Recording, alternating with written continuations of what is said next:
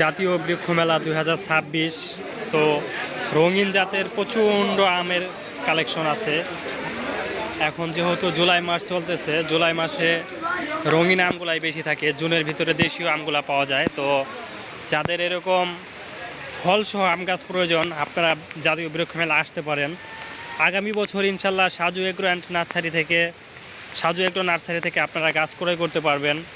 এবার আমি আসতে পারি না, ইনশাল্লাহ আগামীবার আসবো। সবাই দোয়া রাখবেন। জাতীয় বৃক্ষ মেলায় আমার দোকান থাকবে।